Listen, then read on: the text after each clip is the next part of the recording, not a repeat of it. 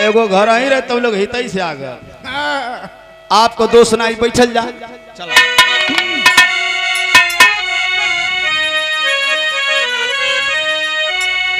कि अरे मथुरा नगरिया सवेरे के पहरिया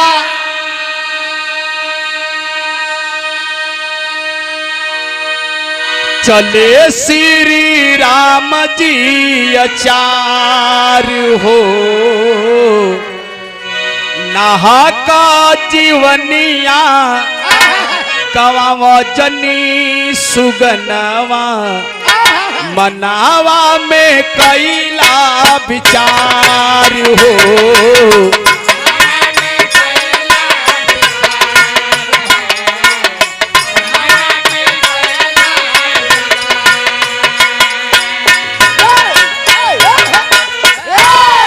साथियों इस धरती पर ऋषि महर्षि मुनि बहुत हुए, लेकिन हेतना जाना भैया चाचा दादा काका लोग बैठल हुआ। पहले ही जान ला लोग कि ऋषि के कहल गल, महर्षि के कहल गल, साधु के कहल गल, मुनि के कहल गल। ये चारों पांचों जाने में अंतर है। अब तो ऋषि महर्षि कुल कौन अड़गड़ानंद स्वामी एक श्री श्री 108 बदमाशानंद स्वामी एक से एक मठाधीश हो जात बन, बड़े बड़े पेट बा, बड़े बड़े कुल हरदी पोत लेत हुआ, पीछे से एंटीना खड़ा हो जात हो। यह लोग साधु संत कहत हो, सब जेल में धीरे धीरे चल जात हो लोग, सब बलात्कारी बाबा ये प्रसिद्ध हो जात हो। लेकिन पहले का जे ऋषि रहे, जे रिसर्च करे, दोनों चीज पर रिसर्च करे ओके ऋषि कहल जाए, जे मनन करे ओके मुनि कहल जाए, जे साधना करे ओके साधु कहल जाए। यही तरह वो आचार्य जी रहलन, मनन करें, मुनि जी बड़ा विचार करें, विचार कैला कि आखिर ये देश दुनिया के लोग कहाँ जा रहे हैं, सत्कर्म छोड़ करके कुकर्म के रास्ते पर क्यों जा रहे हैं। सोच करके इसी मथुरा में जहाँ ये समय कुल मेहरारू को रूप बनावलन अनिरुद्धाचार्य जी बाबूजी, मथुरा वही मथुरा का जहाँ अनिरुद्धाचार्य जी प्रवचन लोगन के आवेला, वही मथुरा के रहे वाले गो श्री राम आचार्य जी रहलन। सवेरे का टाइम बापन सरंगी सितार ले वो गांव में पहुंच गईलन। और जब गाँव में पहुंचलन तो गांव भर में 2-4-5 आदमी के बटोर लेलन। अब बटोर के कहला कि भैया लोग कहीं वो ऐसा स्थान बतावा जहाँ 10-20-50 लोग बैठ के हमारे बात सुन सके। तो 2-4-5 लोग कहला कि देखबा इनकी उनकी दुआरे तो हौदी पढ़वा ढेर बहुत हो, ये प्रधान जी तन जमीनों में अर्थी परती छेक के बनौले हो, तन उन्हीं के दुआरे चल जा, तनी जगह हो चल के जौन अपन बात कहल जा तनी कह ले जाई। लेके पहुंचल जब श्री राम आचार्य जी 2-4-10 लोगन के लेके पहुंचल, मुखिया जी के दरवाजे पर देखलानी है गीत लगल।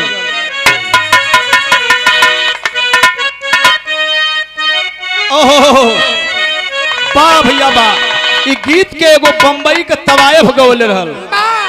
उर्दू में तवायफ कहल जाला या हिंदी में नर्तकी, वो गईबो करेली। आ कैसे गौले रहल मास्टर कि हम प्रीतिया हो, हम प्रीतिया हो, हम प्रीतिया के रीतियो न जनली कि जिंदगी जवान हो गई। हम प्रीतिया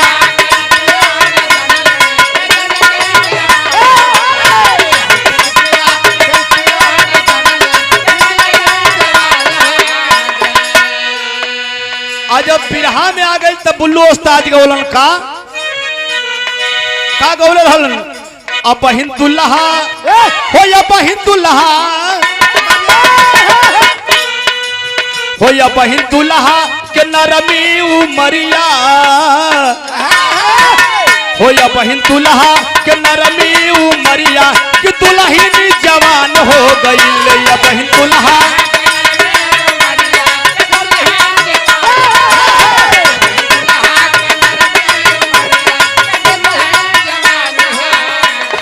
भैया हो जहिया जनन बात सुन के जहिया जा 15 मिनट आप लोगों के हम समय ले और बिरहा दोनों ओर से जम के हुई। भले सवेर हो जाए घबरा मत। कहना है क्या? हो जहिया हंसा श्री राम आचार्य जी बटोर ले 10-20 लोगन के और समझावत हम क्या जो शरीर में हंस बोलत है वो जाइए उड़ जाई तो ये शरीरिया बेकार हो जाई। का बताओ थोन? हो जहिया हंसा, हो जहिया हंसा, जहिया हंसा की करी है पयनवा पिजड़वा बेकार हो जाई। जहिया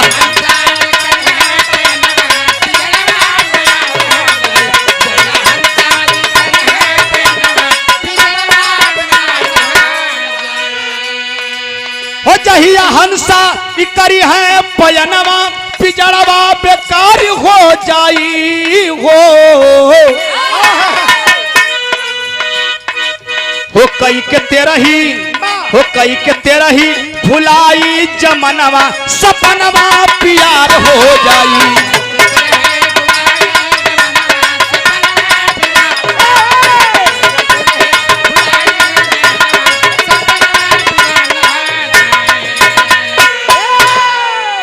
होगा लोग बड़ा मौन धारण करके उनकर श्री राम आचार्य जी के बतिया सुनत हुवन। का सुनत हुवन? चंदन मिनटों का चटकार यहाँ खेला है, सुनो अये दुनिया वालों स्वार्थ का झमेला है। संत कबीर गोरखनाथ जी बता के गए आत्म कल्याण करो भरथरी सिखा के गए। आज कल युग में वही बात मैं दोहराता हूँ, हृदय में राम तेरे खोज लो बताता हूँ। भगवान खोजेंगे तो हर एक दिल में है, लेकिन आपका नजरिया सही होना चाहिए। और नजरिया कब सही होगा? जब हमारा और आपका कर्म सही होगा। कर्म में कई प्रकार का कर्म है, कोई एगो सत्कर्म होता है, कुकर्म होता है। सत्कर्म का मतलब है कि केहू के जे सतावे न, केहू का सम्मान करे, छोट बड़ सबकर सम्मान करे, केहू का हड़पे ना, केहू के लूटे ना, केहू का कोनो नुकसान न करे और दुनिया में अपने जीवन को बढ़िया से यापन कर ले, उसी को सत्कर्म कहते हैं। आ कुकर्म करे वाला हाँ भर दिन रखी उखी रही घरी है। हाँ वो कई बात भट्ठा पर, अब भट्ठवा पर प्रमोद भैया बंद हो गए है, अब कुल माने बहुत कुल है जुगाड़ समझावत हवन। आ तबले एक आदमी के बड़ा कष्ट हो गया। कष्ट हो के गल कि जकर दुआरमा उस आचार्य जी समझावत रहला, मुखिया जी प्रधान जी रहला, उन्हीं के कष्ट हो गल कि साला हम तिकड़म लगा के तू गोल में मार करवा के गांव में साला हम कैसो प्रधान हो गई। आई मर्दवा श्री राम आचार्य जी आके गौवा वालन के फोर फांस के देखत तो गड़बड़ा दिला हमार कुल खेले हमार गड़बड़ा दिला। कहला ये बाबा सुना, जवन कहला तो ठीक है कैला, एक काम करा कि तू अपन प्रवचन अब बंद करा और दूसरे दिन या तो बताइया हमके मौका होका आज ना है, आज मौका ना है, दूसरे दिन या तो हम तो पूरा गांव के बटोर ले फिर पंचायत सुनल जाई। जब ये बात के कहला तो आचार्य जी बुझ गए ना कि इनका कुछ गड़बड़ी बाय, ये कुछ गड़बड़ी कैले हम तब इनके नगवार लगत हो। श्री राम आचार्य कहला इनको समझाना जरूरी है। कहला प्रधान जी तन 2-4-5 मिनट यौरी सुन ले तो गाँव वाले कहला कि ए प्रधान जी जाए आचार्य जी कहत हो तो तन 10 मिनट इनका और बतिया सुन ले जाए। और जब सुन ले जाए तो लोग करत कहूँ एक लाइन गीत गीत लगे मास्टर पैसा हाँ एक मिनट बढ़ जा।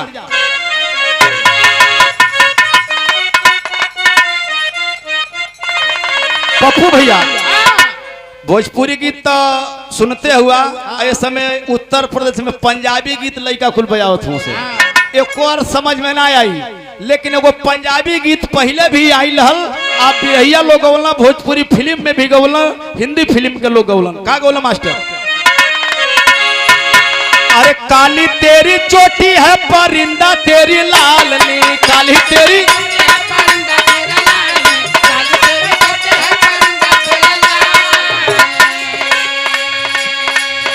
अरे रूप की ओ रानी तू परिंदे को संभालनी,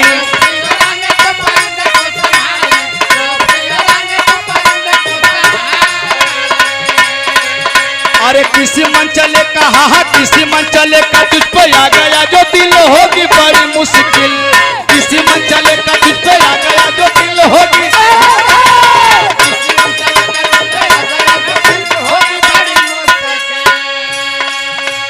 इतना गीत का लाइन है लेकिन भयल का।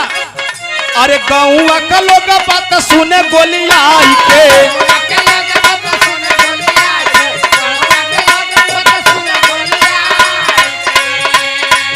अरे सिरावा झुकावेला चरनिया में जा,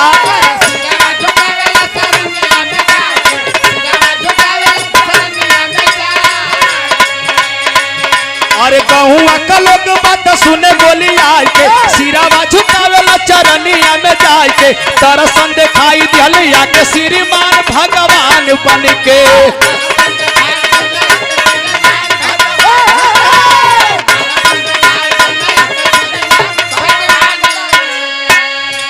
सब लोग श्री रामाचार्य जी का पैर पकड़ थमा और माथा झुकाव थवन, लेकिन जो प्रधान जी मुखिया जी मोछी पर अपन ताव कहला सारे आके सधुआ कुल काम गड़बड़ावत है। कहला साधु जी अब धीरे धीरे बंद करा ना तो हमार माथा ये बिगड़त है। कहला कि माथा बिगड़त है तो हमार बात सुनला का बताओ थोन। अरे मोछिया पताल फेर मुखिया बिहास के,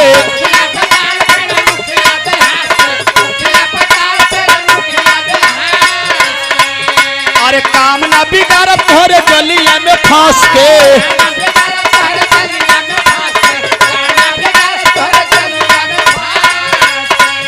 अरे तिकड़म लगा के भइल पानी परधान भगवान बन के, तिकड़म लगा के भइल पानी परधान,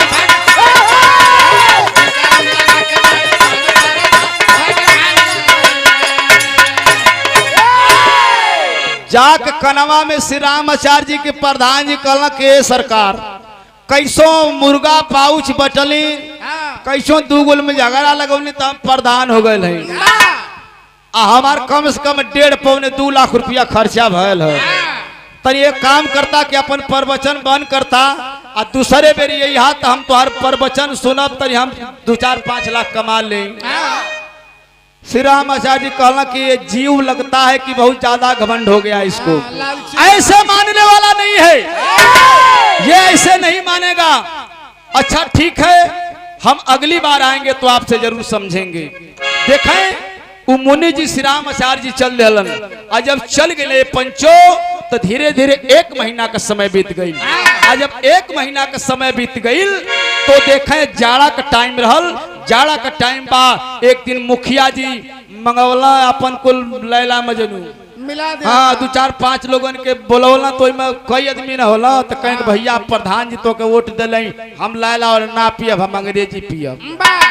कहला कि साला बड़ा फजियत कैल सब अंग्रेजी हिंदी कुल मिला के पी लेना रिएक्शन कर गए और रिएक्शन हो प्रधानो जी मार लिहला।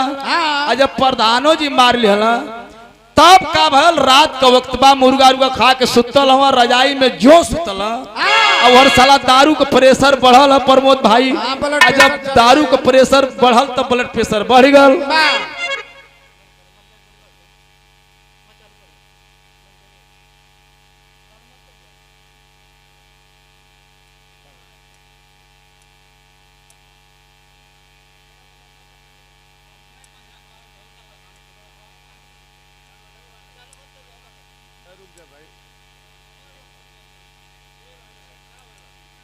मलिकार के जो हाथ है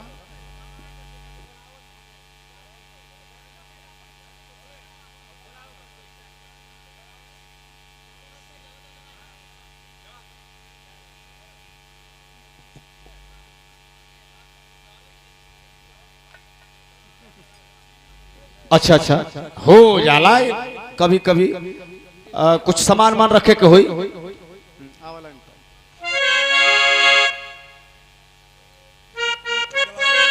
ठीक ना जब भी भाई शुरू ना। खैर बात सुनल जा।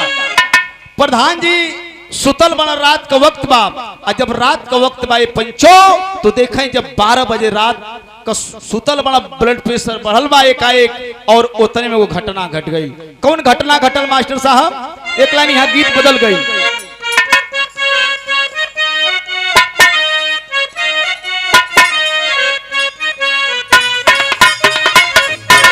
गीत समझ में आ गल हुई। सैया के साथ मड़ैया में बड़ा मजा हवे रजैया में।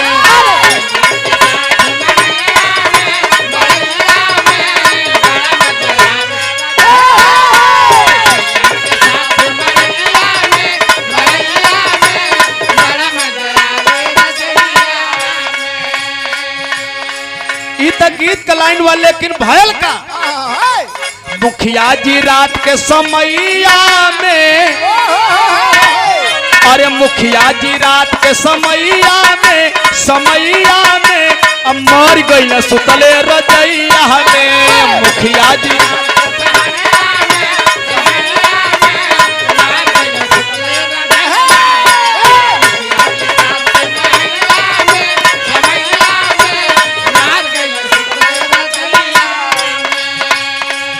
अरे नारी रोवेली जुदैया में, उहे नारी रोवेली जुदैया में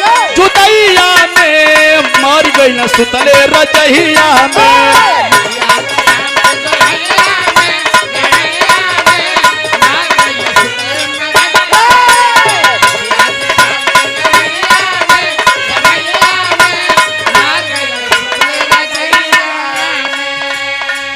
सवेरे क जाके प्रधान जगावत है ये बुढ़ऊ, ए प्रधान जी अरे जगबा धीरे धीरे 7 बजे वाला है, आज लैट्रिन उटिंग ना जाइबा का।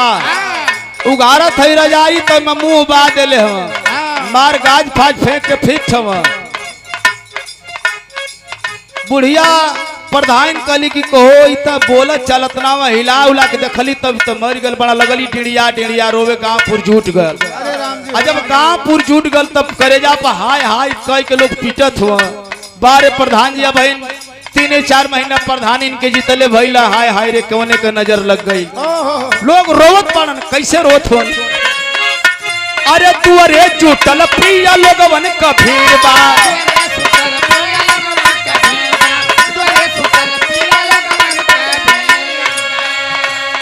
ए भैया जेकरे घरे कोनो घटना हो जाले, चाहे हमारो पिताजी 3 महीना पहले चल गए तो पंचो दूसरे के सब समझावेला, लेकिन जब अपने पे पड़ जाला तक अपनों केहू के समझावेला तो नीक नहीं लगेला। वही तरह लोग समझावत होन का। अरे तू अरे जुटल प्रिय लोगवन का भीड़ बा,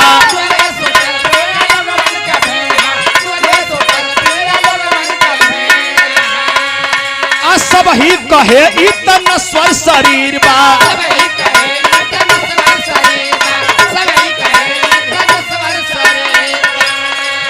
अरे लोगवा चले लन पितैया में मर गई सुतले रजैया में। लोगवा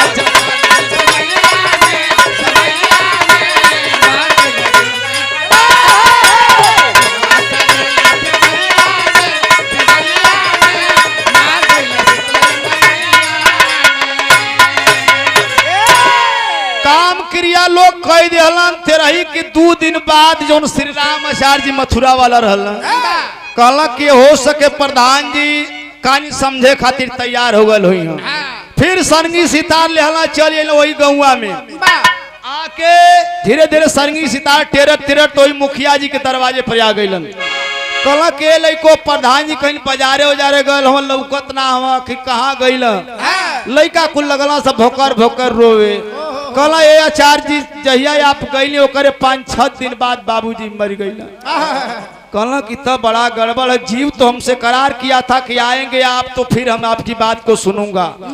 लेकिन मुनि हम बतौनी कि मुनि मनन करने लगे और जब अंतर्ध्यान होकर के मनन करने लगे कि जीव शरीर को छोड़ करके गया तो किस जीव में प्रवेश कर गया है। तो जब अंतर्ध्यान लगोलन तो देखत का बड़न वो श्री राम आचार्य जी की जीव कहाँ गए बा आ का देखलन। यहाँ गीत लाइन बदल मास्टर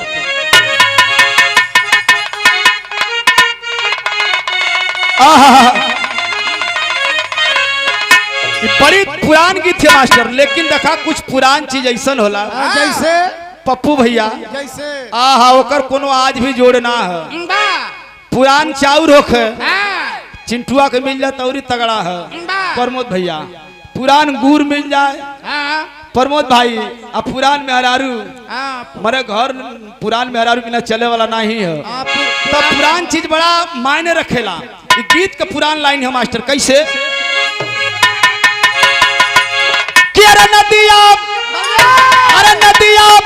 कहवा हेली कहवा हेलानी बा अरे आफत में परान बाना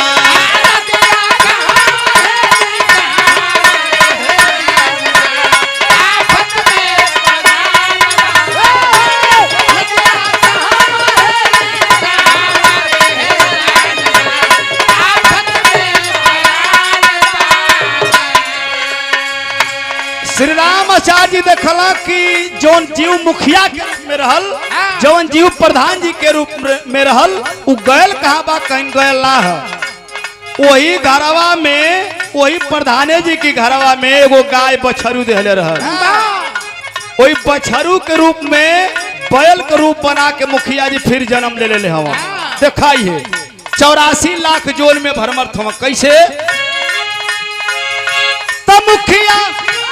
मुखिया पहला बनल फिर से घर में आई के नैया प्रेम लगाई के ना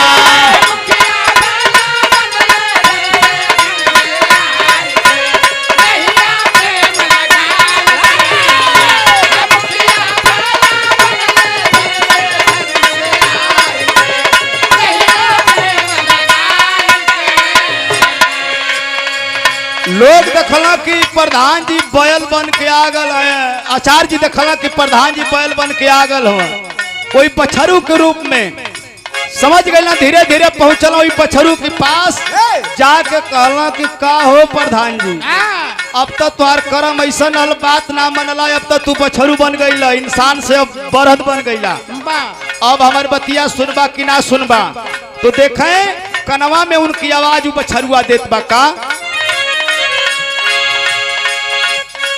बचवा हुए अब हमारी जागल पहले वाला प्यार बचवा हुए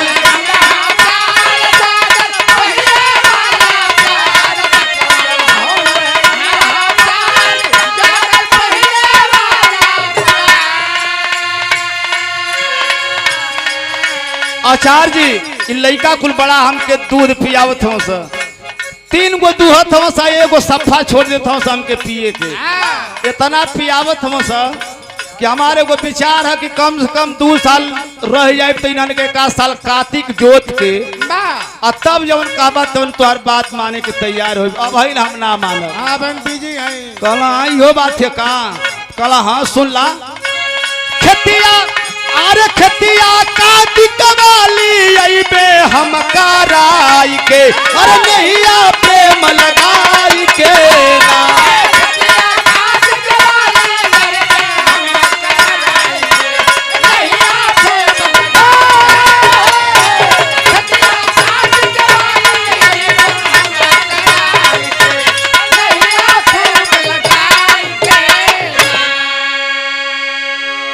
आचार्य जी हम आपका बात मानब लेकिन कार्तिक वाली सोचत हैं तन लहसुन आलू बोवे के लइका तैयारी करिए सर तो हम जोत वोत के उन्हन का खेती करा के जवन कहबा तोहर बात माने के तैयार हो जाई आ कहबा तो तोरी संगे चले के तैयार हो जाई कहला जीव अभी मानना नहीं चाहता है ठीक है एक काम करा कि जब ऐसा ने तोहर विचार है तो हम 6 महीना बाद आ जाई तो कहला कि 6 महीना बाद ना तोहर मन कर 2-3 महीना बाद अइबा तो कुछ बात तोहर सुन ले श्री राम आचार्य जी पुनः अपने गंतव्य को चले गए और जब चल गए ये पंचो तो धीरे धीरे फिर 3 महीना का समय बीत गया और जब 3 महीना का समय बीत गया तो श्री राम आचार्य जी कहला कि मैं चलूं पुनः उस जीव से एक बार करार किया था देखता हूं कि अब क्या करता है।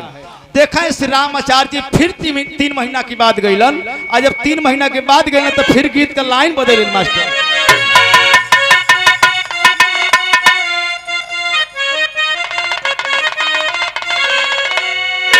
ई देखला ई गीत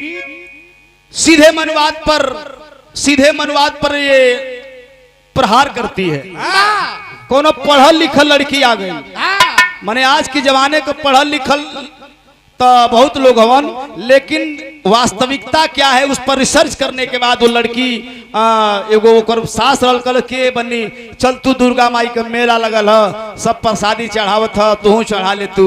तो कलश की कहो तो पोरा का माटी के बनल है, कहाँ लिया जात हूँ, कल करे दुनिया चढ़ावत रे, आंख बन के तू चल सब जो चढ़ौते न बा।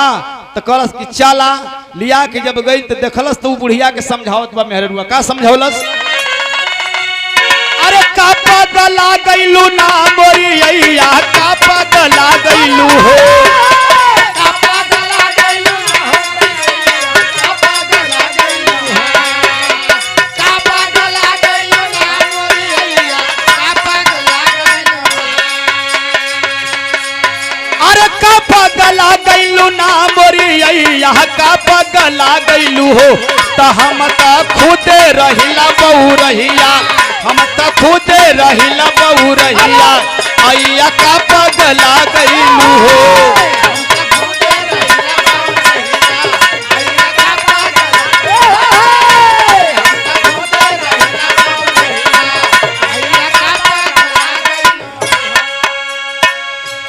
पहुंचला आचार्य जी पहुंचला तो मन में सोचा जात बड़ा कि ये पारी चलब तो जीव के समझाई का समझाई, अरे जीवन बना दी ना ये सुगनवा, जीवन बना दी हो,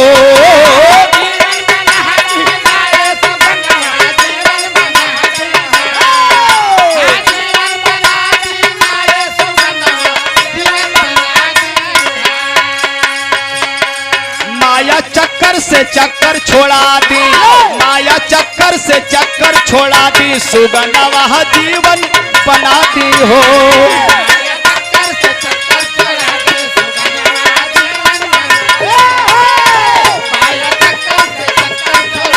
जी के दरवाजे पर जो बैल बन के आयल हलन, जब गईला तक ताकत हो बछरुआ के किए भाई बछरुआ तो ना लौकत है, उनका लइकवा बड़ा पियावत तना, लेकिन बछरुआ लौकते ना है। गैल तो कहाँ गल बछरुआ, पूछला के लइको तो उनकी दुअरवा बड़ा सुघर उजर, खाली बछरू रहलू, बछरुआ ना लौकत कहीं चोरे गल का। लइका कुल कहला कि सारे जब आवत है, केहू न केहू जब आवत है सधोइया तब एक विकेट गिर जात है। एक बात आई लल तबले हमन के बछरुआ मर गल, लइका कुल बतावत हो सका, रोग बछरू के तन पर लागल,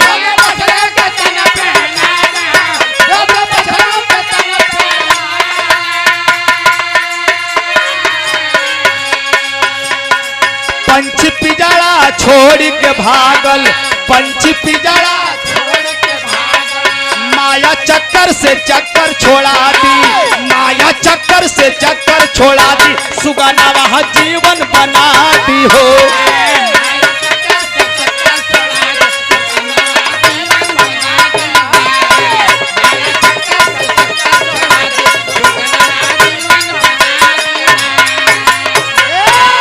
लइकवा कुल गोसियाई के बाबा से कहला कि देखवा बाबा ठीक है तू आवत हो, लेकिन हमन के ठीक ना लगत है, जब तू आवत हो महाराज एगो कोनो न कोनो कुछ मर जात हमारी घरे, जानत हो बछरुआ के मन के इतना चाप के पियौली जा, इतना चाप के पियौली जा कि सारे केचुआ गल, केचुआ गल बस एक दिन मर गलू, वाइब्रेशन करे लगा, मर गल, कहला कि मर गल।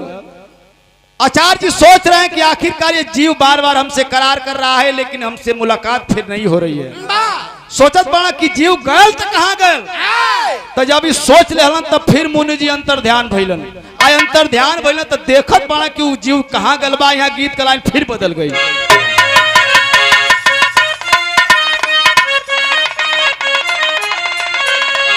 गीत का लाइन बात देखा बगलिए में हमारे इदैया माई है, आई नहीं का बहन भगेसरी माई है, ये दोनों बहन रहली। आप लोग जनते बानी आपके एरिया का बात है, भगेसरी माई कहीं चली बात तो कुल लवंडा बहुत टाप टाप होला, हाँ तने बड़ो होला, कुछ छोटो होला, कुछ मोटो होला, कुछ पतराहो होला। पप्पू भाई मारे कई रंग का होला, प्रमोद भैया तो लवंडा कुल जब गावे न तो कैसे सुमिरन करल मास्टर? आ ए हा ए हा ए हा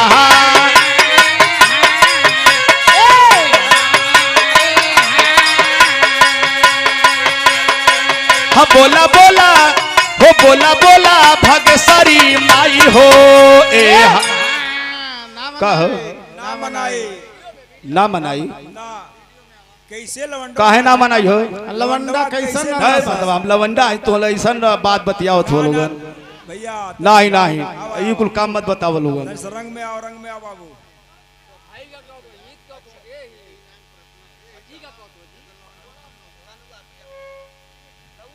नौवा अपन भैया इन कुमार सिंह हमारे पप्पू भैया ढोलक मास्टर के 100 रुपए का पुरस्कार देकर के आपने सम्मानित किए बड़े भैया इन कुमार जी। मैं बहुत बहुत सम्मान करता हूं, आशीर्वाद की आकांक्षा रहेगी, कलाकारों को सम्मान होना चाहिए। गौर करेंगे। अरे मान लो कि बिना बार वाला लवंडा चला कोनो बात ना। बिना बार वाला अरे भाई बाबूजी मर गए तो बार छिलवाई के पड़ी तो बार कम है तो बार की चिंता में कार रहा बार बहुत है ऊपर ना ना आगे बढ़ा। हेलो हाँ हाँ तो का कर भाई प्रमोद भाई सगुरी जानी तो हाट रसिलिया का प्रसार में एक संगे करे ले वालो का अनुरुद्ध भैया। अच्छा कई दिन से जागल हो लोगन ना देहिया थक गई है ते काम करा लोग बोतल चढ़वा लो लोगन अने तो फसल बलवाने आई ले उ जगह बड़ा लो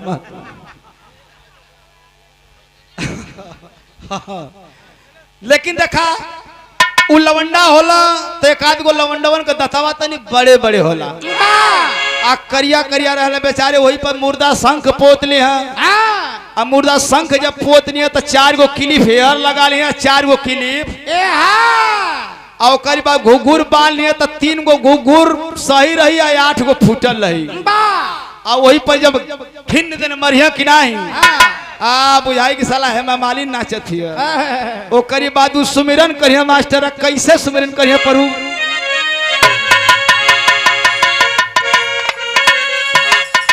लेकिन आप लोग घर कहीं पीछे बैठल नहीं उनकी दाई सब महिला लोग आईली यही वाले चाचा हम सुना ताड़ी हम सब जाना ताड़ी जेपी भाई देखिया तोहरे प्रभाव भरोसा ना लेकिन देखाऊ लवंडा कैसे उतवा छिपावे खातिर घुघुटवा कितना बड़ा कढ़िया ए हाँ माने दतवा न लौके ओकरे खातिर बड़ियार खाली घुघुट काट लिया कैसे सुमिरन करी है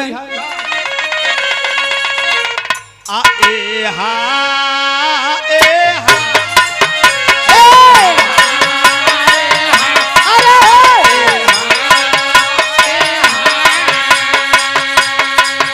बोला बोला बोला बोला भगसरी माई हो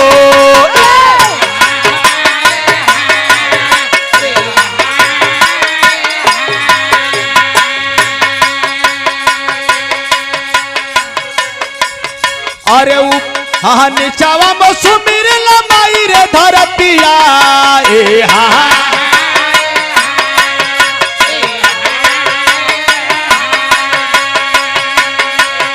अरे ऊपर सिरिया भगवान हो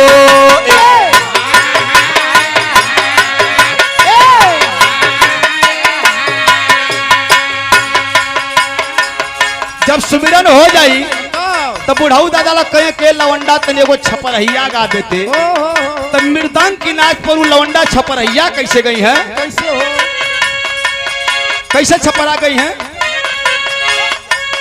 छपरा सहारिया में छपरा सहारिया में बिकला रे चरखावा देवर मोरा जोगी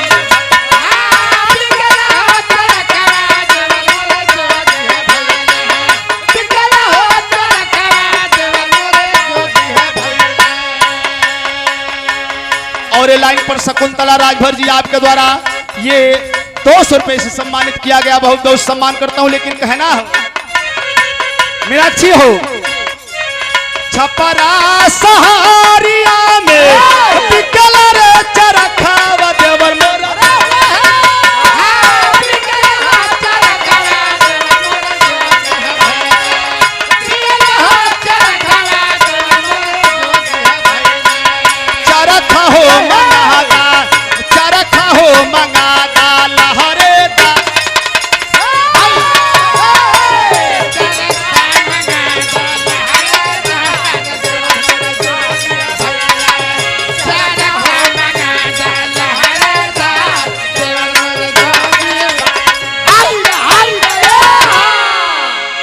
तई गा दिया छपरहिया में, लेकिन तबले वही में नौजवान लड़का रहे कहले भाई तने एगो फिल्मी गीत गा दे। अब तो बड़ा मामला फंस ही जाए कि मृदंग पर फिल्मी गीत गवाई कैसे, लेकिन मृदंग का ताल दूसर होला, तो देखा फिल्मी गीत गई है कैसे। और ये हमारे पप्पू भैया के ये ढोलक के ताल पर आपके द्वारा रहल टेलर साहब आप रानीपुर मोड़ से आपके द्वारा बहुत बहुत सम्मान, लेकिन कहना होगा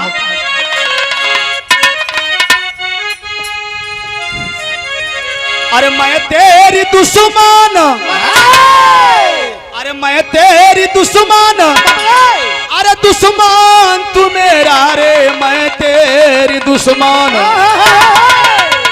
अरे मैं तेरी दुश्मन, आ दुश्मन तू मेरा, कि मैं नागिन तू सपेरा।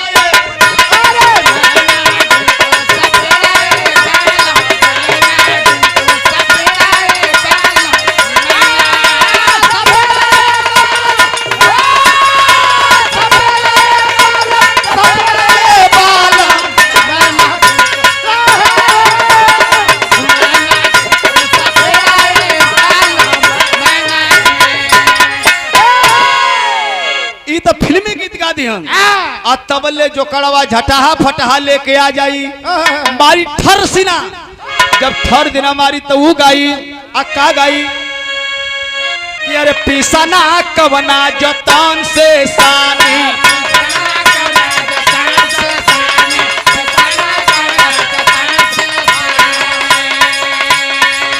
अरे ना घर लोटा ना घर थाली,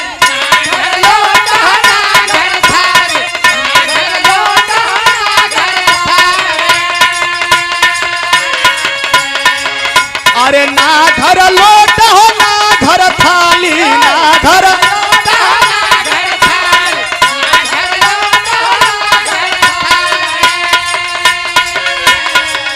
अरे नहीं बघरी लवा में पानी, पिसना कवना जतन से,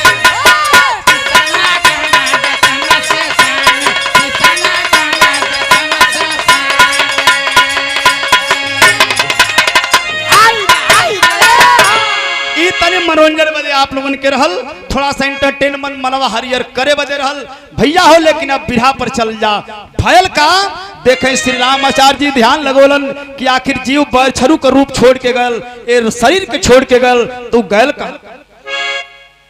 अच्छा हम सोचा तले कि हिमालय चचा अब नैला नहीं है, आपके द्वारा ये 200 रुपए का पुरस्कार इस लाइन पर रहा, मैं बहुत बहुत सम्मान करता हूं, बहुत बहुत प्रणाम करता हूं, आशीर्वाद की आकांक्षा रहेगी। और आदरणीय श्री महादेव राजभर जी आपके द्वारा बहुत सा सम्मान 100 रुपए का पुरस्कार रहा, मैं बहुत बहुत सब मिल के प्रणाम करते हैं और आशीर्वाद की आकांक्षा। और ये हमारे धर्म के भाई हैं, बहुत सहयोग मिलता है बिरहा में। आप पप्पू लाल यादव जी जो ढोलक पर संगत कर रहे हैं, एक निवेदन पर आप आए, मैं बहुत बहुत सम्मान करता हूं और सब हिंद के प्रणाम बा। लेकिन भायल का अरे देखा हो तनिका बड़ गिल्ला,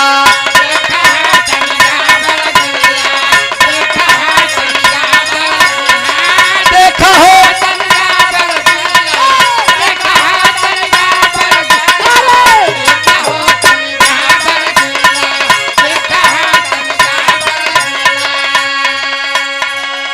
देखें प्रधान जी गैला कहाई जब बछरू के रूप से जब परिवर्तन कैले हवन, वो शरीर के छोड़ के बछरू की, तो वही घरवा में फिर पैदा भैल हवन। आई कौने रूप में पैदा भैल हवन, देखा हो तनिका बड़ गिल्ला, देखा हो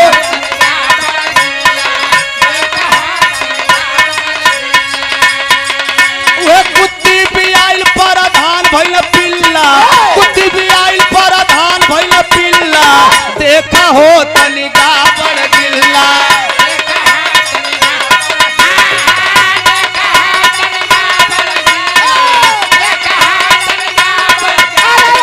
देखा हो तनिका बड़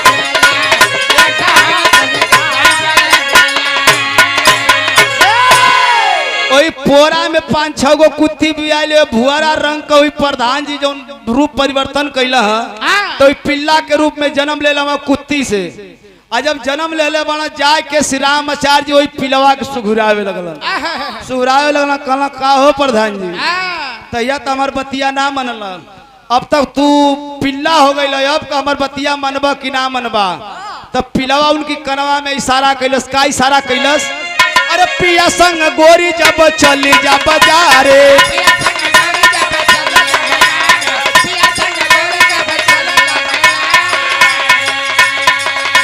सब पानी पानी मंचवा भेजवा दो पानी भेजवा दो बगल साइड में पिलवा कहत कि हमार लड़का पतो जोन बारा सा बाजारे चल जाए सब माला खोरहट बाजार है वही तरह तो हम का करब तरी आचार्य जी हमार बतिया सुन ली पिलवा कहत बका पिया संग गोरी जब चली जा बाजारे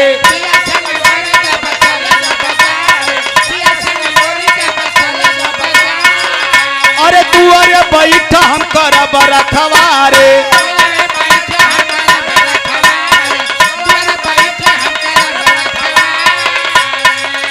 अरे गौरी गईल फिर घरावे में किल्ला गौरी गईल फिर घरावे में किल्ला देखा हो तनिका बड़ किल्ला देखा हो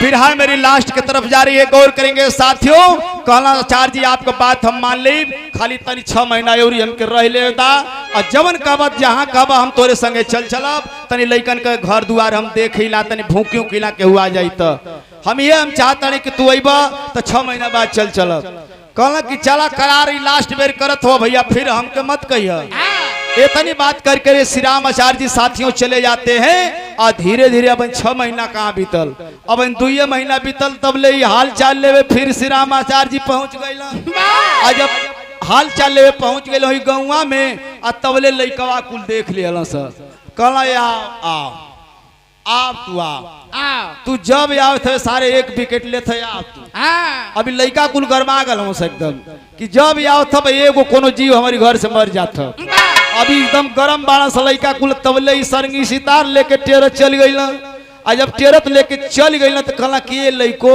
तो की दुआरा एगो भूअर खनी बड़ा बढ़िया पिल्ला रहा पिलावा कहीं चल गए लइकवा कहला कि चल तो ना गल लेकिन तोहके जरूर भेजल जाई आवा पहले तू जब नेरे गई कहला कि लइको तब डंडा लौड़ लेके लइका कुल घेरे लगना आचार्य जी के आचार्य जी कहला लइको डंडा मत चले यहाँ से हमारे ऊपर बुझ गए कि सारे मरिए से जरूर कहला कि डंडा मत चले यहाँ से एक काम करा सो कि तनी हमके 5 मिनट का समय दे दस तनी हम देखल चाहते हैं कि जीव गल तो कहाँ गल लइका बता देना से कि पिलवा मर गल जब बता देना से कहला कि जीव देखल चाहते हैं कि कहाँ गल बा जीवा तो देखे वो मुनि जी आचार्य जीव ध्यान लगौलन जब ध्यान लगाओ बड़े पंचो तो उस समय भैल का या बिरहा का लास्ट गीत लगल मास्टर साहब का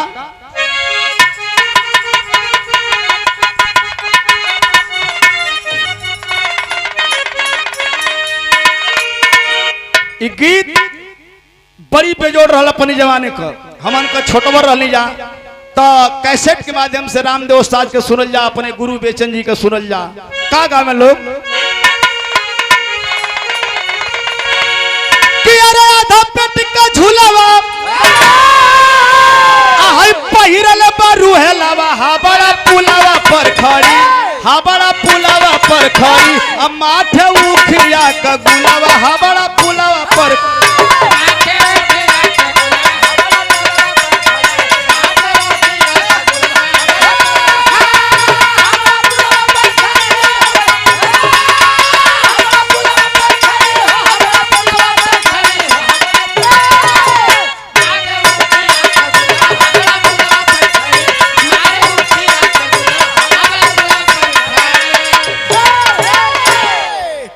बेचन उस्ताद का जब नंबर आवे वो गावे का गावे के रे ये होयल बेली और तोहरे खोई छवा में बेली तनी मंगनिया दे तू ना तनी मंगनिया दे तू ना हमके जानिया जन पुरनिया तनी मंगनिया दे तू ना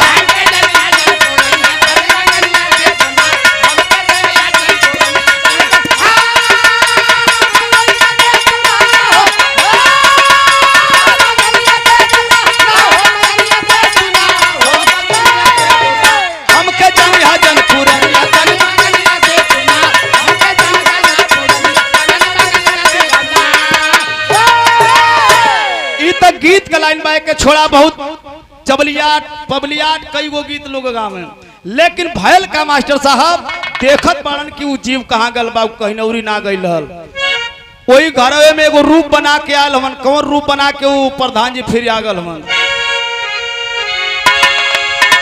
कि अरे घूमेली कयामती अगली सिरवा पर आई तब पिटाई गईले ना, तब पिटाई गईले ना, अपन लाई कन के हाथवे से पिटाई गईले ना।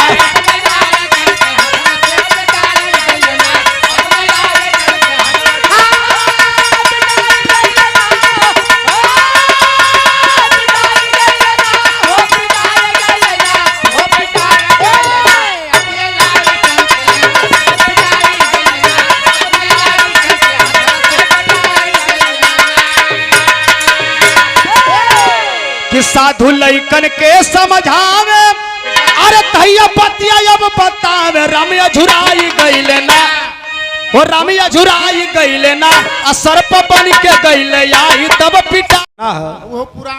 वो पुरान खजाना है तो एगो बड़का भैया छोटका से कहता है सारे लाठी मत चले बाबा मरिया जन बाबा के मामला बन गल हमन का माल एकदम मिले वाली है। कहला कि दोनों के घर में जन कुठली है, वही कुठली के नीचे खजाना, वही खजाना का रक्षा करत हम कीड़ा बन के आल हो।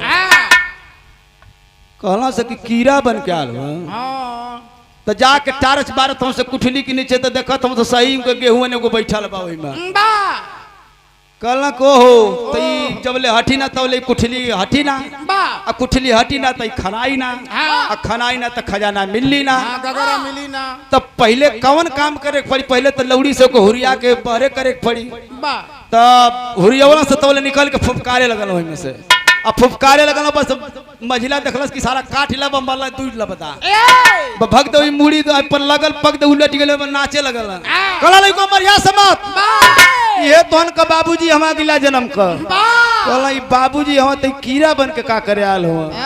कहला कि रक्षा करे तोहन की दानवा का रक्षा करे आल हो। तो बड़का कहला सारे मरिए जन रुक रुक एक रुक मरिए जन तन बहरे कर खचोली में लिया के लोग तोपत हो, लिया के तोपला और बाद जाके श्री राम आचार्य खचोली तर मुड़ी लगा। कहला का हो प्रधान जी? हाँ बात तो ना मनाला तहिया, अब तो अपनी लइकने से 5-6 लफ्जा खा गईला, अब हमारे बात मनबा कि ना मनबा कि अब घरवा के रक्षे करबा तू, मोह माया छोड़बा घरवा से कि ना छोड़बा? कहला सरकार अब हम छोड़ देवी, सरवा मार देना से 2-3 लफ्जा, अब कोनो फायदा ना बा। देखें साथियों कान में आवाज देथवन कीड़ा के रूप में प्रधान जी श्री रामाचार्य जी की का आवाज दिहलन। आखिरी भाव में कहना होता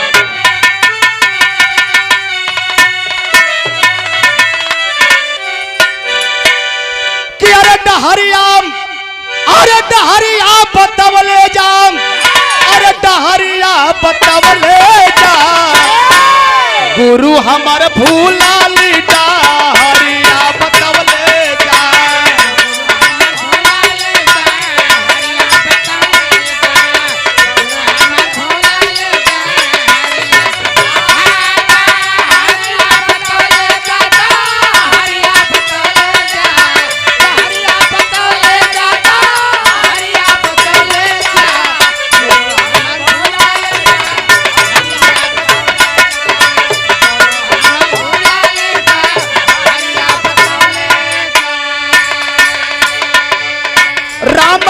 सतनाम करब भजनिया राम।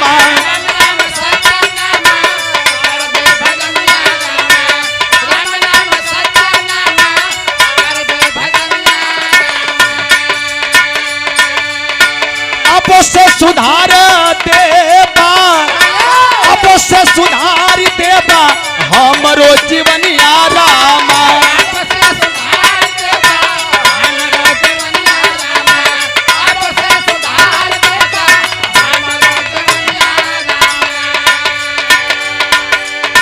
बेचन विजय बहादुर से बिरहा गवले जा, गुरु हमार भूला ली डहरिया बतवले जा।